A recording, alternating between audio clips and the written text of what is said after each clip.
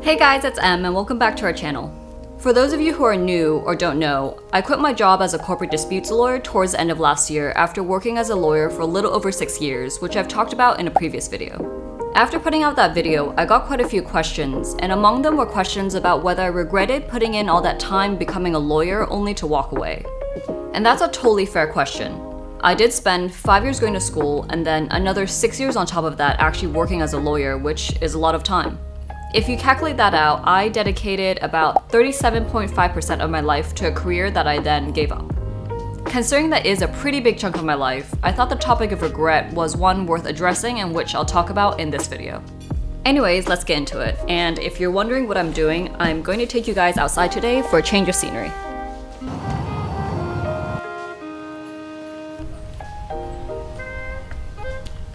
So when I first thought about this question, whether I had any regrets, my instinctive response was, I don't think so. But then I was like, why is that though? Is it because it just sounds good? Is it something I'll change my mind about if I really sit down and think about it? So that's what I did. I sat down and had a good long think about it, and now I am here squatting in the forest sharing this with you and hoping no one interrupts me.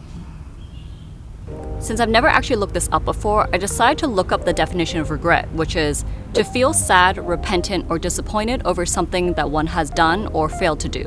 Essentially, it's one of two things, either wishing you didn't do something that you did do, or wishing you did do something that you didn't. And so that's how I decided to look at it when determining whether or not I regretted the past 11 years. So first, I'm going to talk about if I wish I didn't do what I did, i.e. go to law school for 5 years and then work as a lawyer for another 6, and if I feel sad or disappointed that I did this in any way. Well, that's obviously a lot of time, and depending on where you went to school, also possibly a lot of money. I think I would only feel like I wish I hadn't put that time in if that time had served no purpose and was essentially a waste. Since that time and effort that I put in isn't something I can get back anyways, it makes more sense to me to instead focus on whether what I did and put in ended up being beneficial for me, whether or not I decide to continue doing it. I'll also take a quick moment here to acknowledge that viewing it like this is a little bit easier said than done.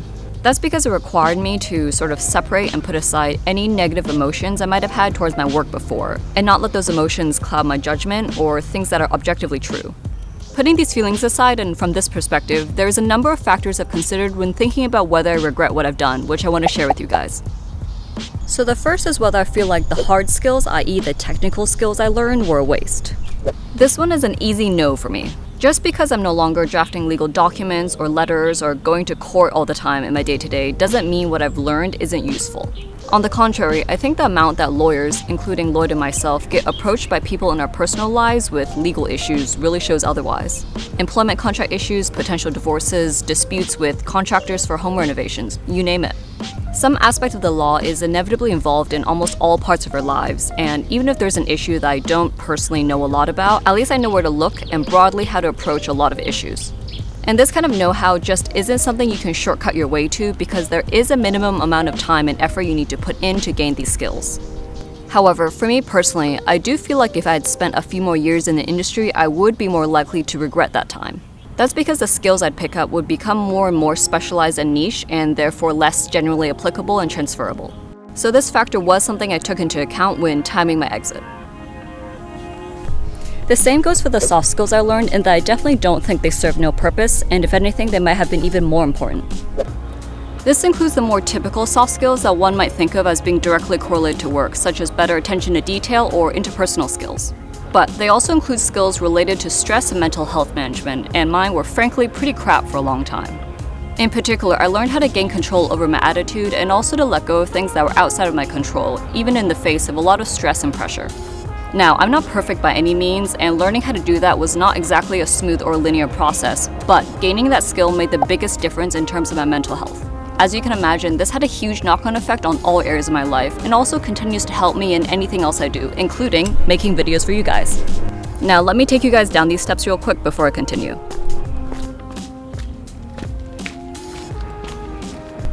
So now we have the last and probably the biggest reason why I don't feel like any of this was a waste. It's also the reason that gave all that time and effort I put in the most long-lasting meaning and purpose. And that is that having to go through this journey and face the fact that I wasn't happy being a lawyer made me eventually realize that my unhappiness wasn't anyone else's fault and I had to take responsibility for my own life. I mean, sure, it's easy to blame others who might have a part to play, whether that's a difficult boss or an unsupportive family or unreasonable clients. But is the solution to just continue blaming others? Of course, it's normal and fine to complain about these things or these people and to have negative emotions towards them, but also nothing was going to change if I didn't do something about it myself. At the end of the day, my happiness is my responsibility, and I'm the one who has to decide whether to leave or to stay. And to make that life-changing decision, I had to take a good hard look at myself and what my values were. What exactly is it that I don't like and that I want to walk away from, and what is it that I seek and want to work towards? What are my priorities? A stable income and maximum security? Feeling passionate about my work?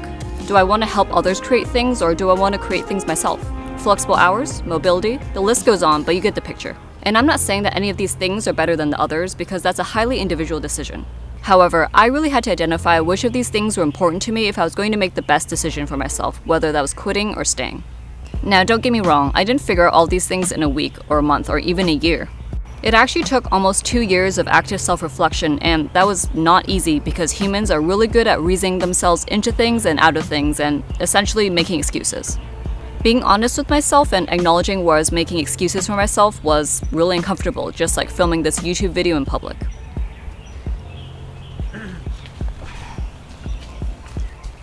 But just like the filming of this video, getting through that discomfort and growing as a person is really rewarding in the end.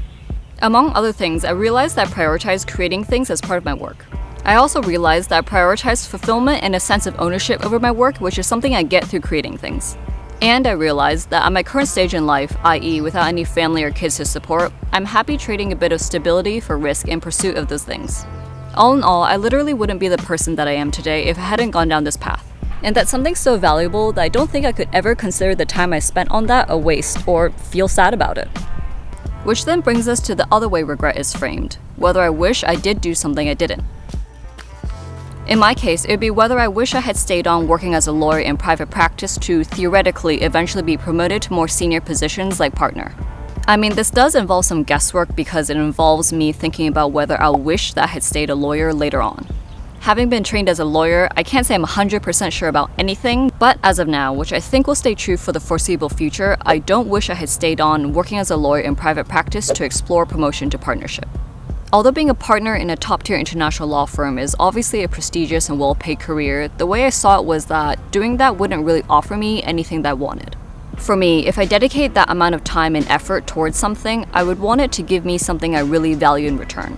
And it was because of that exercise that I talked about earlier, in which I identified what I really valued and prioritized, that I realized a long-term career in law didn't offer me those things. And if you're wondering, of course money and lifestyle were also factors I took into account, but which I won't go into for the purposes of this video because I think that could be a whole nother topic by itself. Suffice to say though that those factors weren't enough to keep me in the job. And as you can see, the sun's starting to set, so I'll wrap up. After spending a lot of time thinking about this topic and also about how to explain my thought process to you guys in a way that's hopefully constructive, my definite conclusion is that I don't regret any of this. I can also honestly say now that I fully understand why and that I'm also confident about it. As with my video on quitting, this video isn't meant to discourage people from law school or becoming a lawyer in any way.